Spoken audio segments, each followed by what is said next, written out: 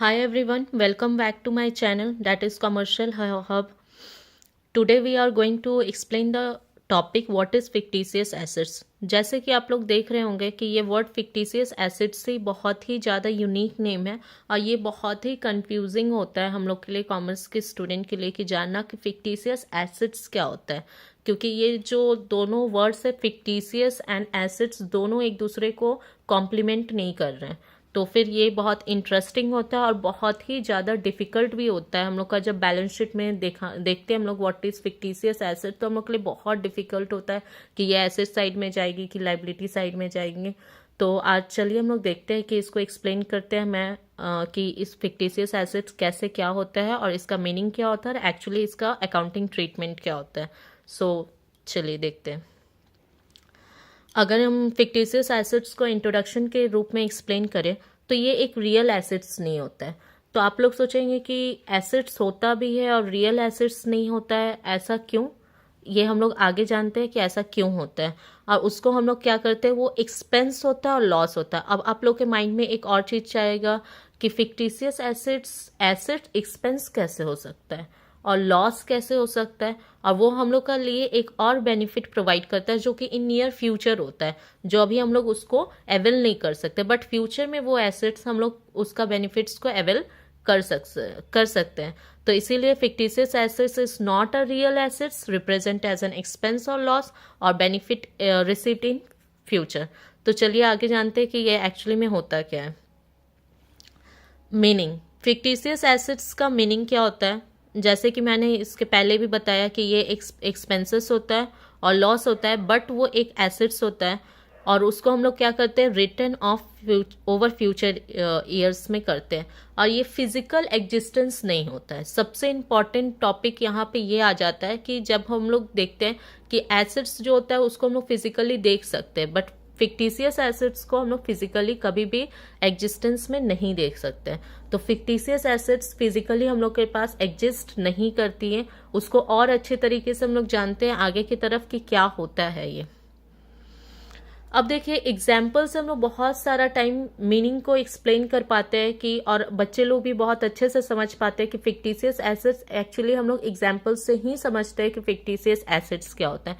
तो यहाँ पे हम लोग 4 एक्सपेंसेस एग्जाम्पल में देख रहे हैं जो कि फिक्टिशियस एसेट्स होता है। एक होता है प्रिलिमिनरी एक्सपेंसेस, दूसरा होता है एडवर्टीजमेंट एक्सपेंसेस, तीसरा होता है discount on issue of share expenses and loss on issue of debentures. तो चलिए हम लोग इससे एग्जाम्पल से समझते हैं कि फिक्टिशियस एसेट्स क्या होते हैं।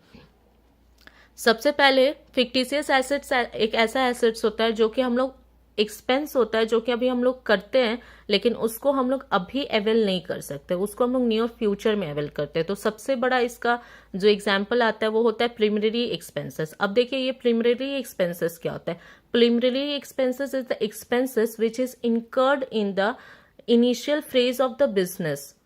जब भी हम लोग का फ्रेज ऑफ बिजनेस जो होता है एकदम इनिशियल फ्रेज में होता है, तो बहुत सारा एक्सपेंसेस ऐसा लगता है जो कि हम लोग अभी उसको काउंट नहीं करते, बट एक बिजनेस को सेटअप करने के लिए वो सब एक्सपेंसेस बहुत ही इंपॉर्टेंट होता है, अदरवाइज हम लोग का बिजनेस वहां पे सेटअप नहीं हो सकता है।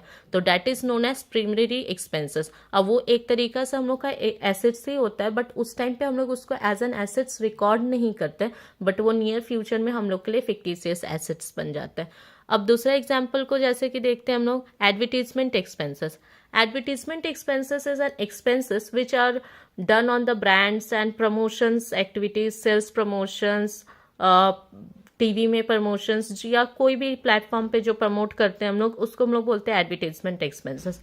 अब देखिए ये फिक्टिशियस एसेट्स इसलिए होते हैं क्योंकि हम लोग इसको टच फील तो नहीं कर सकते, बट हाँ ये हम लोग का होता तो है, बट हम लोग एडवर्टीजमेंट आज ही किए हैं तो उसका आज ही बेनिफिट हम लोग को दिख जाएगा ऐसा तो नहीं है, वो हम लोग नियर फ्यूचर में अवेल करते हैं। इसीलिए ये भी हम लोग के लिए एक बहुत बड़ा एक्सपेंस होता है और ये हम लोग के लिए एक फिक्टिशियस एसेट्स भी होता है।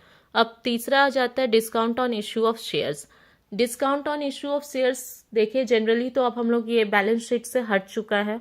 Discount on issue of share according to the accounting standard अब हम लोग प्रोवाइड नहीं करते हैं, क्योंकि हम लोग का इंडियन अकाउंटिंग स्टैंडर्ड से discount on issue of shares को हटा दिया गया है अकॉर्डिंग टू लॉ। बट अब देखिए इसको, बट हम लोग एज एन एग्जाम्पल समझते हैं कि discount on issue of share ये होता है कि जब हम लोग शेयर को डिस्काउंट पे इशू कर देते हैं तो हम लोग को वो चीज़ जो होता है वो एक लॉस होता है। तो इसीलिए फिक्टिशियस एसेट्स को एक बार इसको लॉस में भी लिया जाता है, बट फिर भी मैं एक बार और बता देती हूँ कि अब ये अकाउंटिंग स्टैंडर्ड के हिसाब से नहीं आती है और लॉ के हिसाब से ये नहीं चलती है, तो अब हम लोग इसको इंक्लूड नहीं करते, बट ये एक एग्जाम्पल है तो इसको हम लोग ऐसे बता सकते हैं। Loss on issue of debentures, ये देखिए loss on issue of debentures मतलब हम लोग डिबेंचर्स को इशू किए बिजनेस में और उसमें लॉस हो गया। जैसे फॉर एग्जांपल मैं बता रही हूँ कि हम लोग के पास 100 रुपीज़ पर डिबेंचर था, लेकिन मैंने उसको इशू किया 98 पे, ठीक है, तो वो जो 2 रुपया है वो लॉस हो गया, तो वो हम लोग के लिए क्या हो जाता है, फिक्टिशियस एसेट्स हो जाता है। तो चलिए हम लोग देखते हैं, लगता है कि एग्जाम्पल से और अच्छे तरीके से आप लोग को एक्सप्लेन हुआ होगा। अब इसका अकाउंटिंग ट्रीटमेंट कैसे होता है, ये हम लोग एसेट साइड में ही दिखाते हैं, ऑल्दो ये हम लोग के लिए एसेट्स ही है क्योंकि हम लोग इसका बेनिफिट्स को इन नियर फ्यूचर में अवेल करते हैं, इसलिए इसको हम लोग एसेट्स ही बोलते हैं।